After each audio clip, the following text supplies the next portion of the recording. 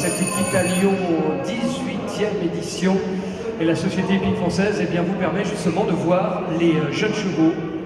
Alors vous connaissez certainement la grande semaine de l'élevage et ses finales nationales qui se font tous les ans, donc premier week-end de septembre. Mais avant cela, il y a tout le circuit tout au long de l'année, au cours duquel certains d'entre eux se voient qualifiés pour les championnats interrégionaux.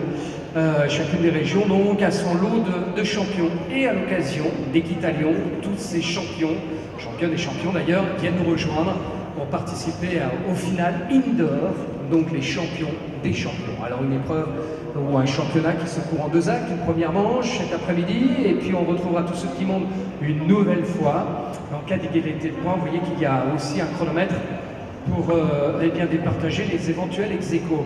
On vous donne des notes. Alors il y a la partie obstacle, vous connaissez fort bien le règlement, lorsqu'un obstacle est renversé comme là, malheureusement c'est 4 points de pénalité, sauf qu'on part sur un total de 20 points pour la partie obstacle, c'est-à-dire qu'on va retrancher déjà 4 points lorsqu'il y a une faute, et puis il y a une histoire de coefficient, et en plus on ajoute une note de dressage et de style, pour que la note soit complète, comme lorsqu'il participe au championnat de France à Fontainebleau.